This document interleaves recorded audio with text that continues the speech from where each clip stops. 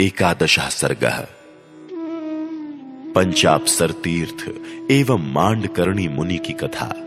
विभिन्न आश्रमों में घूमकर श्री राम आदि का सुतीक्ष्ण के आश्रम में आना, वहां कुछ काल तक रहकर उनकी आज्ञा से अगस्त्य के भाई तथा अगस्त्य के आश्रम पर जाना तथा अगस्त्य के प्रभाव का वर्णन। तदनंतर आगे आगे श्री राम चले। बीच में परम सुंदरी सीता चल रही थी और उनके पीछे हाथ में धनुष लिए लक्ष्मण चलने लगे। सीता के साथ वे दोनों भाई भांति भांति के पर्वतीय शिखरों, वनों तथा नाना प्रकार की रमणीय नदियों को देखते हुए अग्रसर होने लगे।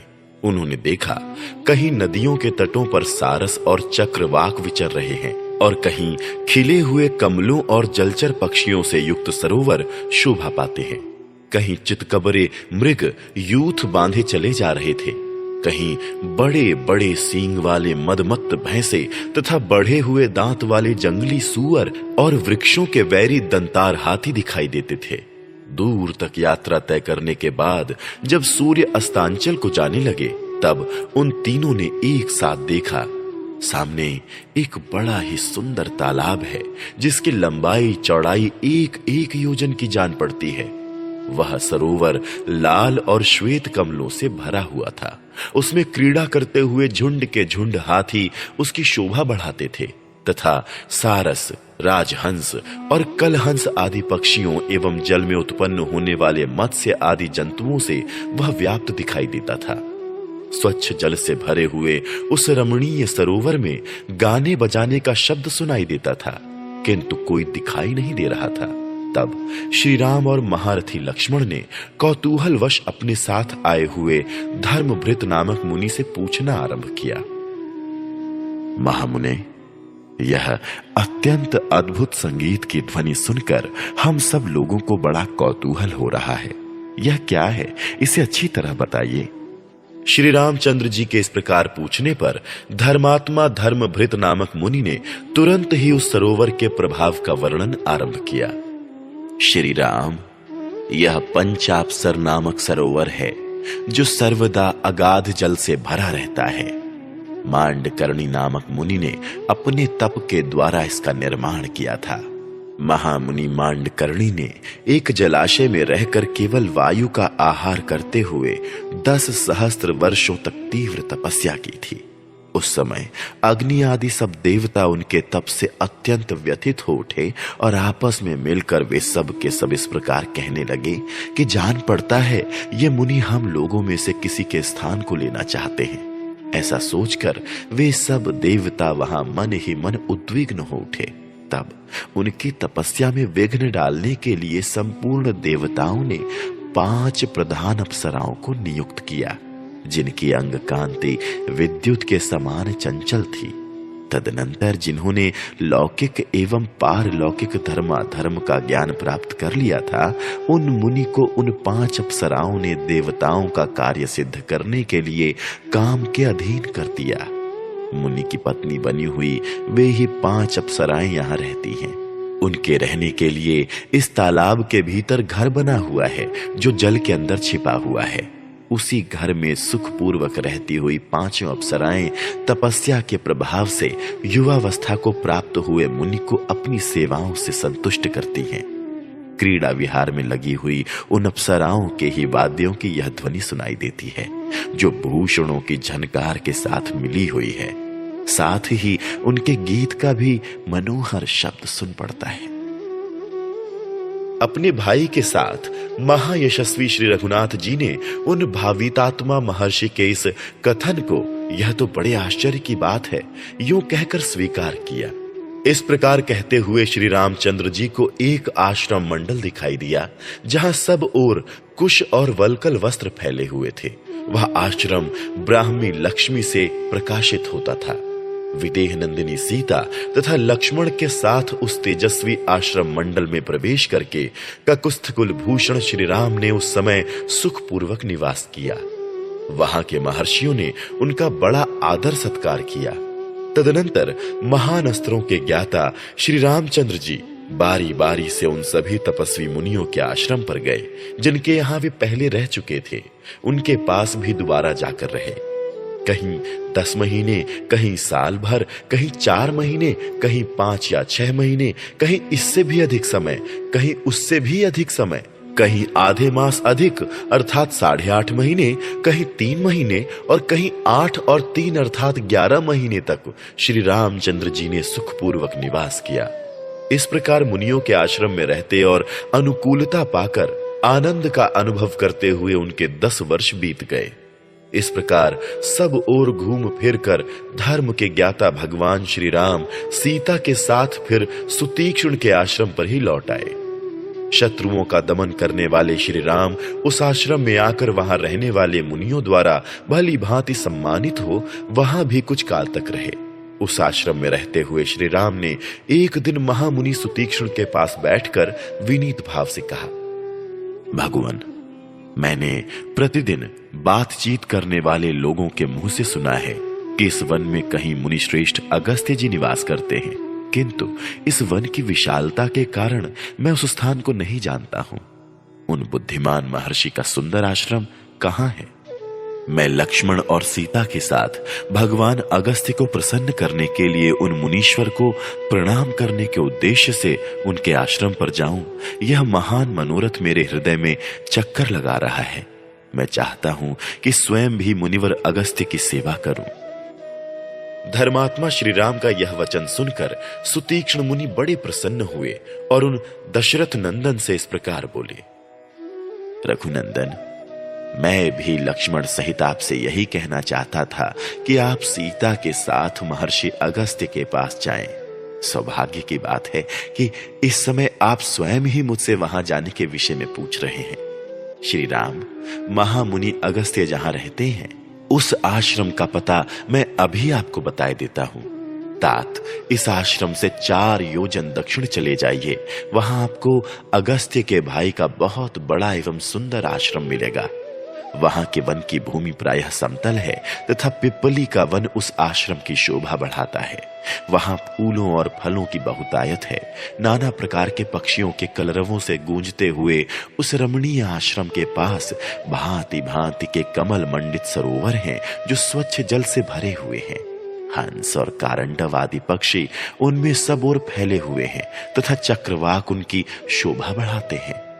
श्री राम, आप एक रात उस आश्रम में ठहरकर प्रातःकाल उस वनखंड के किनारे दक्षिण दिशा की ओर जाएं। इस प्रकार 1 योजन आगे जाने पर अनेकानेक वृक्षों से सुशोभित वन के रमणीय भाग में अगस्त्य मुनि का आश्रम मिलेगा। वहां विदेह नंदिनी सीता और लक्ष्मण आपके साथ सानंद विचरण करेंगे, क्योंकि बहुसंख्यक वृक्षों से सुशोभित वह वन प्रांत बड़ा ही रमणीय है। महामते, यदि आपने महामुनि अगस्त्य के दर्शन का निश्चित विचार कर लिया है तो आज ही वहां की यात्रा करने का भी निश्चय करें। मुनि का यह वचन सुनकर भाई सहित श्री रामचंद्र जी ने उन्हें प्रणाम किया और सीता तथा लक्ष्मण के साथ अगस्त्य जी के आश्रम की ओर चल दिए। मार्ग में मिले हुए विचित्र विचित्र वनों, मेघमाला के समान पर्वतमालाओं, सरोवरों और सरिताओं को देखते हुए वे आगे बढ़ते गए। इस प्रकार सुतीक्ष्ण के बताए हुए मार्ग से सुखपूर्वक चलते चलते श्री रामचंद्र जी ने अत्यंत हर्ष में भरकर लक्ष्मण से यह बात कही, सुमित्रा नंदन, निश्चय ही यह पुण्य कर्मों का अनुष्ठान करने वाले महात्मा अगस्त्य मुनि के भाई का आश्रम दिखाई दे रहा है, क्योंकि सुतीक्ष्ण जी ने जैसा बतलाया था उसके अनुसार इस वन के मार्ग में फूलों और फलों के भार से झुके हुए सहस्त्रों परिचित वृक्ष शोभा पा रहे हैं। इस वन में पकी हुई पीपलियों की यह गंध वायु से प्रेरित होकर सहसा इधर आई है, जिससे कटु रस का उदय हो रहा है। जहां तहां लकड़ियों के ढेर लगे दिखाई देते हैं और वैदूर्य मणि के समान रंग वाले कुश कटे हुए दृष्टिगोचर होते हैं। यह देखो, जंगल के बीच में आश्रम की अग्नि का धुआं उठता दिखाई दे रहा है, जिसका अग्रभाग काले मेघों के ऊपरी भाग सा प्रतीत होता है। यहाँ के एकांत एवं पवित्र तीर्थों में स्नान करके आए हुए ब्राह्मण स्वयं चुनकर लाए हुए फूलों से देवताओं के लिए पुष्पोपहार अर्पित करते हैं। सौम्य, मैंने सुतीक्ष्ण जी का यह कथन जैसा सुना था उसके अनुसार यह निश्चय ही अगस्त्य जी के भाई का आश्रम होगा। इन्हीं के भाई पुण्यकर्मा अगस्त्य जी ने समस्त लोकों के हित की कामना से मृत्यु स्वरूप वातापी और इल्वल का वेग पूर्वक दमन करके इस दक्षिण दिशा को शरण लेने के योग्य बना दिया। एक समय की बात है, यहां क्रूर स्वभाव वाला वातापी और इल्वल ये दोनों भाई एक साथ रहते थे। ये दोनों महान असुर ब्राह्मणों की हत्या करने वाले थे। निर्दयी इल्वल ब्राह्मण का रूप धारण करके संस्कृत बोलता हुआ जाता और श्राद्ध के लिए ब्राह्मणों को निमंत्रण दे आता था। फिर मेष का रूप धारण करने वाले अपने भाई वातापी का संस्कार करके श्राद्ध कल्पोक्त विधि से ब्राह्मणों को खिला देता था। वे ब्राह्मण जब भोजन कर लेते तब इल्वल उच्च स्वर से बोलता, वातापे निकलो। भाई की बात सुनकर वातापी भेड़े के समान में करता हुआ उन ब्राह्मणों के पेट फाड़ फाड़ कर निकल आता था। इस प्रकार इच्छानुसार रूप धारण करने वाले उन मांस भक्षी असुरों ने प्रतिदिन मिलकर सहस्त्रों ब्राह्मणों का विनाश कर डाला। उस समय देवताओं की प्रार्थना से महर्षि अगस्त्य ने श्राद्ध में शाक रूपधारी उस महान असुर को जानबूझकर भक्षण किया। तदनंतर श्राद्ध कर्म संपन्न हो गया। ऐसा कहकर ब्राह्मणों के हाथ में अवनेजन का जल दे इल्वल ने भाई को संबोधित करके कहा, निकलो। इस प्रकार भाई को पुकारते हुए उस ब्राह्मण घाती असुर से बुद्धिमान मुनि श्रेष्ठ अगस्त्य ने हंसकर कहा, जिस जीव शाक रूपधारी तेरे भाई राक्षस को मैंने खाकर पचा लिया, वह तो यमलोक में जा पहुंचा है। अब उसमें निकलने की शक्ति कहां है? भाई की मृत्यु को सूचित करने वाले मुनि के इस वचन को सुनकर उस निशाचर ने क्रोध पूर्वक उन्हें मार डालने का उद्योग आरंभ किया।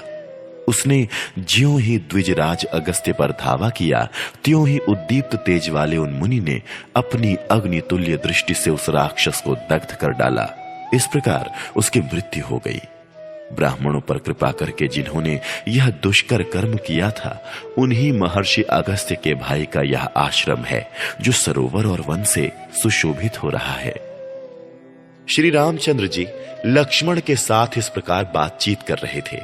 इतने में ही सूर्यदेव अस्त हो गए और संध्या का समय हो गया।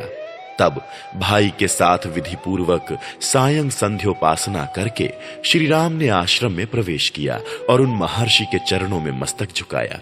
मुनि ने उनका यथावत आदर सत्कार किया। सीता और लक्ष्मण सहित श्री राम वहां फल मूल खाकर एक रात उस आश्रम में रहे। वह रात बीतने पर जब सूर्योदय हुआ, तब श्री रामचंद्र जी ने अगस्त्य के भाई से विदा मांगते हुए कहा, भगवान, मैं आपके चरणों में प्रणाम करता हूं। यहां रात भर बड़े सुख से रहा हूं। अब आपके बड़े भाई मुनिवर अगस्त्य का दर्शन करने के लिए जाऊंगा। इसके लिए आपसे आज्ञा चाहता हूं। तब महर्षि ने कहा, बहुत अच्छा, जाइए। इस प्रकार महर्षि से आज्ञा पाकर भगवान श्री राम सुतीक्ष्ण के बताए हुए मार्ग से वन की शोभा देखते हुए आगे चले। श्री राम ने वहां मार्ग में नीवार, कटहल, साखू, अशोक, तिनिश, चिरिबिल्व, महुआ, बेल, तेंदु तथा और भी सैकड़ों जंगली वृक्ष देखे जो फूलों से भरे थे तथा खिली हुई लताओं से परिवेष्टित हो बड़ी शोभा पा रहे थे। उनमें से कई वृक्षों को हाथियों ने अपनी सूंडों से तोड़कर मसल डाला था और बहुत से वृक्षों पर बैठे हुए वानर उनकी शोभा बढ़ाते थे। सैकड़ों मतवाले पक्षी उनकी डालियों पर चहक रहे थे।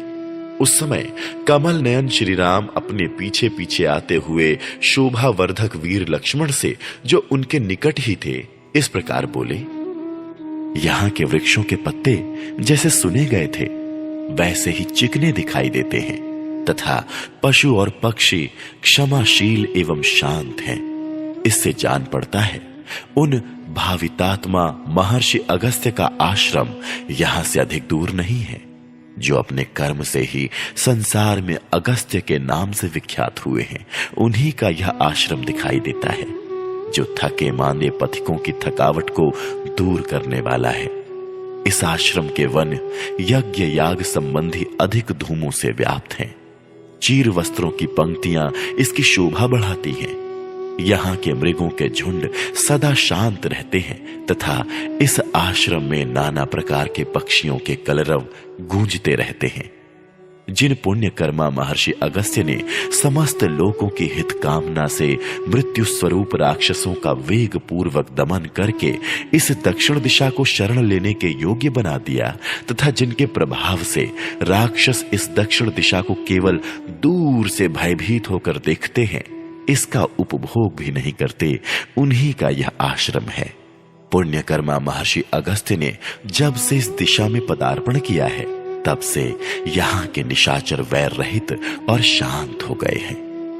भगवान अगस्त्य की महिमा से इस आश्रम के आसपास निर्वैरता आदि गुणों के संपादन में समर्थ तथा क्रूर कर्मा राक्षसों के लिए दुर्जय होने के कारण यह संपूर्ण दिशा नाम से भी तीनों लोकों में दक्षिणा ही कहलाई, इसी नाम से विख्यात हुई तथा इसे अगस्त्य की दिशा भी कहते हैं।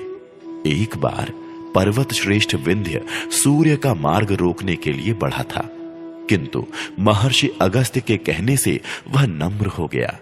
तब से आज तक निरंतर उनके आदेश का पालन करता हुआ वह कभी नहीं बढ़ता। वे दीर्घायु महात्मा हैं, उनका कर्म तीनों लोकों में विख्यात है। उन्हीं अगस्त्य का यह शोभा संपन्न आश्रम है जो विनीत मृगों से सेवित है। ये महात्मा अगस्त्य जी संपूर्ण लोगों के द्वारा पूजित तथा सदा सज्जनों के हित में लगे रहने वाले हैं। अपने पास आए हुए हम लोगों को वे अपने आशीर्वाद से कल्याण के भागी बनाएंगे। सेवा करने में समर्थ सौम्य लक्ष्मण, यहां रहकर मैं उन महामुनि अगस्त्य की आराधना करूंगा और वनवास के शेष दिन यहीं रहकर बिताऊंगा। देवता, गंधर्व, सिद्ध और महर्षि यहां नियमित आहार करते हुए सदा अगस्त्य मुनि की उपासना करते हैं। ये ऐसे प्रभावशाली मुनि हैं कि इनके आश्रम में कोई झूठ बोलने वाला, क्रूर, शठ, नृशंस अथवा पापाचारी मनुष्य जीवित नहीं रह सकता। यहाँ धर्म की आराधना करने के लिए देवता, यक्ष, नाग और पक्षी नियमित आहार करते हुए निवास करते हैं। इस आश्रम पर अपने शरीरों को त्याग कर अनेकानेक सिद्ध, महात्मा, महर्षि नूतन शरीरों के साथ सूर्य तुल्य तेजस्वी विमानों द्वारा स्वर्गलोक को प्राप्त हुए हैं। यहाँ सत्कर्म परायण प्राणियों द्वारा आराधित हुए देवता उन्हें यक्षत्व, अमरत्व तथा नाना प्रकार के राज्य प्रदान करते हैं। सुमित्रा नंदन, अब हम लोग आश्रम पर आ पहुंचे हैं। तुम पहले प्रवेश करो और महर्षियों को सीता के साथ मेरे आगमन की सूचना दो। 12 सर्गः श्री राम आदि का अगस्त्य के आश्रम में प्रवेश, अतिथि सत्कार तथा मुनि की ओर से उन्हें दिव्य अस्त्र शस्त्रों की प्राप्ति। श्री रामचंद्र जी के छोटे भाई लक्ष्मण ने आश्रम में प्रवेश करके अगस्त्य जी के शिष्य से भेंट की और उनसे यह बात कही। मुने, अयोध्या में जो दशरथ नाम से प्रसिद्ध राजा थे, उन्हीं के ज्येष्ठ पुत्र महाबली श्री रामचंद्र जी अपनी पत्नी सीता के साथ महर्षि का दर्शन करने के लिए आए हैं। मैं उनका छोटा भाई, हितैषी और अनुकूल चलने वाला भक्त हूं। मेरा नाम लक्ष्मण है। संभव है यह नाम कभी आपके कानों में पड़ा हो। हम सब लोग पिता की आज्ञा से इस अत्यंत भयंकर वन में आए हैं और भगवान अगस्त्य मुनि का दर्शन करना चाहते हैं। आप उनसे यह समाचार निवेदन कीजिए। लक्ष्मण की वह बात सुनकर उन तपोधन ने बहुत अच्छा ऐसा कहकर महर्षि को समाचार देने के लिए अग्निशाला में प्रवेश किया। अग्निशाला में प्रवेश करके अगस्त्य के उस प्रिय शिष्य ने, जो अपनी तपस्या के प्रभाव से दूसरों के लिए दुर्जय थे, उन मुनि श्रेष्ठ अगस्त्य के पास जा हाथ जोड़ लक्ष्मण के कथनानुसार उन्हें श्री रामचंद्र जी के आगमन का समाचार शीघ्रता पूर्वक यूं सुनाया। महामुने, राजा दशरथ के ये 2 पुत्र श्री राम और लक्ष्मण आश्रम में पधारे हैं। श्री राम अपनी धर्म पत्नी सीता के साथ हैं। वे दोनों शत्रुदमन वीर आपकी सेवा के उद्देश्य से आपका दर्शन करने के लिए आए हैं। अब इस विषय में जो कुछ कहना या करना हो, इसके लिए आप मुझे आज्ञा दें। शिष्य से लक्ष्मण सहित श्री राम और महाभागा विदेह नंदिनी सीता के शुभ आगमन का समाचार सुनकर महर्षि ने इस प्रकार कहा। सौभाग्य की बात है कि आज चिरकाल के बाद श्री रामचंद्र जी स्वयं ही मुझसे मिलने के लिए आ गए। मेरे मन में भी बहुत दिनों से यह अभिलाषा थी कि वे एक बार मेरे आश्रम पर पधारते। जाओ, पत्नी सहित श्री राम और लक्ष्मण को सत्कार पूर्वक आश्रम के भीतर मेरे समीप ले आओ। तुम अब तक उन्हें ले क्यों नहीं आए? धर्मज्ञ महात्मा अगस्त्य मुनि के ऐसा कहने पर शिष्य ने हाथ जोड़कर उन्हें प्रणाम किया और कहा, बहुत अच्छा, मैं अभी ले आता हूं। इसके बाद वह शिष्य आश्रम से निकलकर शीघ्रता पूर्वक लक्ष्मण के पास गया और बोला, श्री रामचंद्र जी कौन हैं? वे स्वयं आश्रम में प्रवेश करें और मुनि का दर्शन करने के लिए चले। तब लक्ष्मण ने शिष्य के साथ आश्रम के द्वार पर जाकर उसे श्री रामचंद्र जी तथा जनक किशोरी श्री सीता का दर्शन कराया। शिष्य ने बड़ी विनय के साथ महर्षि अगस्त्य की कही हुई बात वहां दोहराई और जो सत्कार के योग्य थे उन श्री राम का यथोचित रीति से भली भांति सत्कार करके वह उन्हें आश्रम में ले गया। उस समय श्री राम ने लक्ष्मण और सीता के साथ आश्रम में प्रवेश किया। वह आश्रम शांत भाव से रहने वाले हरिणों से भरा हुआ था। आश्रम की शोभा देखते हुए उन्होंने वहां ब्रह्मा जी का स्थान और अग्निदेव का स्थान देखा। फिर क्रमशः भगवान विष्णु, महेंद्र, सूर्य, चंद्रमा, भग, कुबेर, धाता, विधाता, वायु, पाशधारी महात्मा वरुण, गायत्री, वसु, नागराज अनंत, गरुण, कार्तिकेय तथा धर्मराज के पृथक पृथक स्थान का निरीक्षण किया। इतने ही में मुनिवर अगस्त्य भी शिष्यों से घिरे हुए अग्निशाला से बाहर निकले। वीर श्री राम ने मुनियों के आगे आगे आते हुए उद्दीप्त तेजस्वी अगस्त्य जी का दर्शन किया और अपनी शोभा का विस्तार करने वाले लक्ष्मण से इस प्रकार कहा, लक्ष्मण, भगवान अगस्त्य मुनि आश्रम से बाहर निकल रहे हैं। ये तपस्या के निधि हैं। इनके विशिष्ट तेज के आधिक्य से ही मुझे पता चलता है कि ये अगस्त्य जी हैं। सूर्य तुल्य तेजस्वी महर्षि अगस्त्य के विषय में ऐसा कहकर महाबाहु रघुनंदन ने सामने से आते हुए उन मुनीश्वर के दोनों चरण पकड़ लिए, जिनमें योगियों का मन रमण करता है अथवा जो भक्तों को आनंद प्रदान करने वाले हैं। वे धर्मात्मा श्री राम उस समय विदेह कुमारी सीता और लक्ष्मण के साथ महर्षि के चरणों में प्रणाम करके हाथ जोड़कर खड़े हो गए। महर्षि ने भगवान श्री राम को हृदय से लगाया और आसन तथा जल देकर उनका आतिथ्य सत्कार किया। फिर कुशल समाचार पूछकर उन्हें बैठने को कहा। अगस्त्य जी ने पहले अग्नि में आहुति दी, फिर वानप्रस्थ धर्म के अनुसार अर्घ्य दे अतिथियों का भली भांति पूजन करके उनके लिए भोजन दिया। धर्म के ज्ञाता मुनिवर अगस्त्य जी पहले स्वयं बैठे, फिर धर्मज्ञ श्री रामचंद्र जी हाथ जोड़कर आसन पर विराजमान हुए। इसके बाद महर्षि ने उनसे कहा, काकुस्थ, वानप्रस्थ को चाहिए कि वह पहले अग्नि को आहुति दे, तदनंतर अर्घ्य देकर अतिथि का पूजन करे। जो तपस्वी इसके विपरीत आचरण करता है उसे झूठी गवाही देने वाले की भांति परलोक में अपने ही शरीर का मांस खाना पड़ता है। आप संपूर्ण लोक के राजा, महारथी और धर्म का आचरण करने वाले हैं तथा मेरे प्रिय अतिथि के रूप में इस आश्रम पर पधारे हैं। अतएव आप हम लोगों के माननीय एवं पूजनीय हैं। ऐसा कहकर महर्षि अगस्त्य ने फल, मूल, फूल तथा अन्य उपकरणों से इच्छानुसार भगवान श्री राम का पूजन किया। तत्पश्चात अगस्त्य जी उनसे इस प्रकार बोले, पुरुष सिंह, यह महान दिव्य धनुष विश्वकर्मा जी ने बनाया है। इसमें सुवर्ण और हीरे जड़े हैं। यह भगवान विष्णु का दिया हुआ है तथा यह जो सूर्य के समान देदीप्यमान अमोघ उत्तम बाण है ब्रह्मा जी का दिया हुआ है। इनके सिवा इंद्र ने ये 2 तरकस दिए हैं जो तीखे तथा प्रज्वलित अग्नि के समान तेजस्वी बाणों से सदा भरे रहते हैं, कभी खाली नहीं होते। साथ ही यह तलवार भी है जिसकी मूठ में सोना जड़ा हुआ है।